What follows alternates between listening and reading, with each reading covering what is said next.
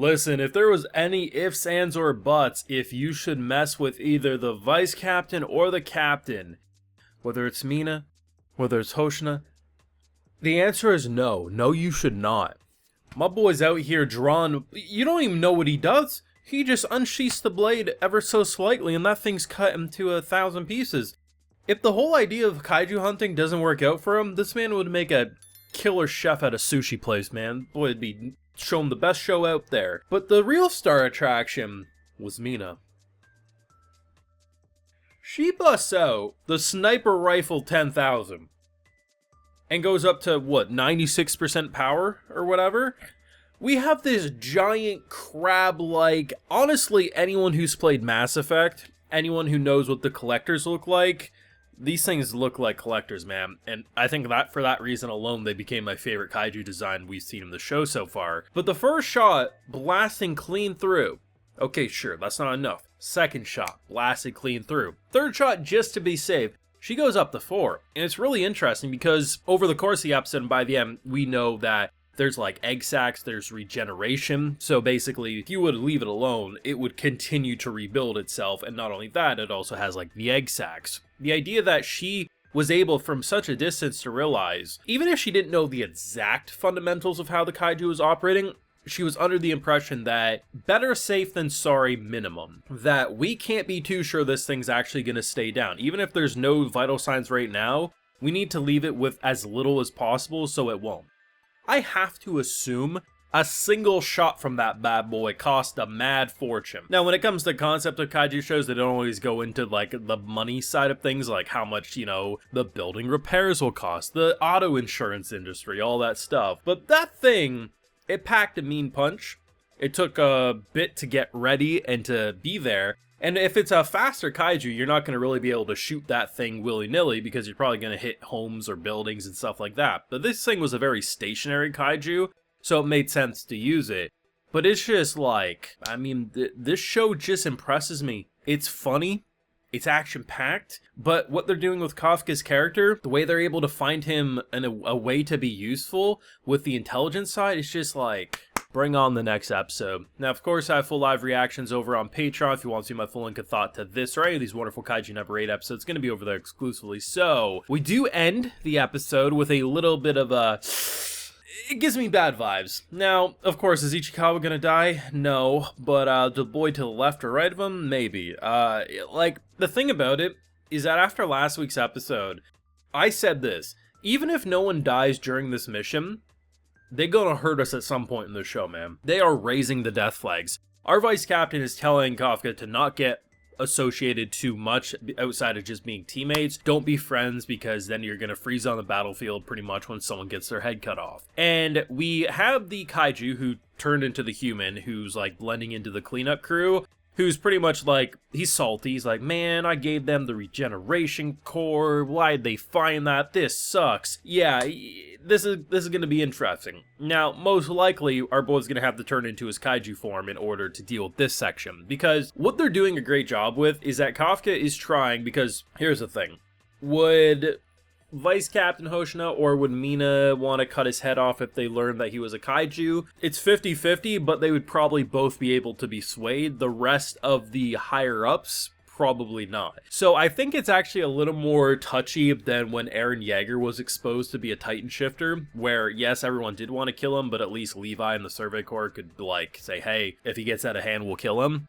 I don't think he's going to have as easy of a situation like that, so I think he does need to keep it a relatively big secret. But yes, I do expect that most likely before the season's over, someone else is going to learn and it will become like the secret slowly gets exposed rather than it just explosively. So him finding a way to still be useful. He's the weakest. He can only go up to 1% power. And as they reassure in this episode that like, hey, 20 to 30% are where most recruits tap out, and only the very, very select few go past that and become captains. And we can only see currently 2 characters who have that potential, right? So the idea that even if he's not really a great fighter, what he can do is gather intel on the Force. And this is what I've been talking about, you know, I think it was even in last week's video. Even if this man isn't a great fighter in human form, the idea of intel is like it's priceless. So what ended up happening was that after one of the, the crab-like mushroom kaijus were destroyed, he went in, used his suit, ripped it open real easy, found where the core was, but also pointed out that, hey, there are these egg sacs. Now, most people are going to be busy fighting, and obviously is there always going to be time to, basically recon and find some extra intel? No, but that is something that's invaluable. You can't put a price on having that level of information, and honestly, this could be his calling in human form, is the intel guy. Is he going to be as crazy and as developed as the others? Most likely not. The only way I could see that happening is if he transforms part of his body, like rather than transforming fully into a kaiju, make his arms more muscular and stuff like that. Then sure, maybe he could do more insane things. But I actually kind of like the idea of an MC who's more about the intel and recon side. And then when the big moments happen and he's forced to transform, it feels more important than just, oh, here's your MC using plot convenience, aka the kaiju transformation, in order to solve everything. This man is more than just his kaiju form. Sure, he's a joke and a meme. I mean, we start the episode off with this Looney Tunes animation of him vomiting all over the truck. I find that stuff funny. Some people find it cringe. It is what it is. But at the end of the day, he's more than just kaiju man and comedy man. He's also Intel Man, and he knows a hell of a lot. One of the biggest praises I gave him when we first started his training was that rather than just forcing him to have to transform to be useful, he knew more about kaijus than most people on the training when they were first starting out. And that's his biggest weapon. His mind's his biggest weapon. His kaiju transformation is his kind of like secondary weapon, so to speak. But this was a fun episode. Like, just the design of the kaijus. There was a little bit of 3D, but the way they blended in the mass mob of those crab-like kaijus was just done so seamlessly. And it was just fun, man. Like, the animation popped off. I also like how they have these subtle details. They don't really go, like, overboard. They don't explicitly say, hey, this is how our guns work, or this or that. It's like, no, like, they'll just show you how they reload. And it's like, oh, they don't even reload the whole magazine. They just take out that little vial and replace it. And as we learned from Ichikawa, it's like, oh, I prefer freeze rounds. It just fits my style a lot better. So there's clearly a bunch of different types of rounds that they can use, and it's like, it's so interesting how, if you actually pay attention to the smaller details, you can actually learn a lot about, like, just these, like, okay, this is how their weaponry works, or, oh, this is how this little detail works in the world. All those go a long way to make it feel living and breathing. I mean, the biggest thing to take away from any episode that involves kaijus, though, is that if you were in this world, having an insurance company is, like, the pathway to be a billionaire. Because the insurance claims gotta be off the goddamn... obviously, if you live in an area where you're more likely to tsunamis or tornadoes, yeah, like, your insurance premiums are gonna be a bit higher because you're in a more dangerous area. Bro, I'm pretty sure every other week a kaiju pops up. Look at the start of the episode. This is just like, they're more frustrated, like, man, where are the soldiers? We gotta get out of bed for this. It's like, this is just like an every other month thing for them. Even if their area specifically doesn't get kaiju swarmed, the next town over is.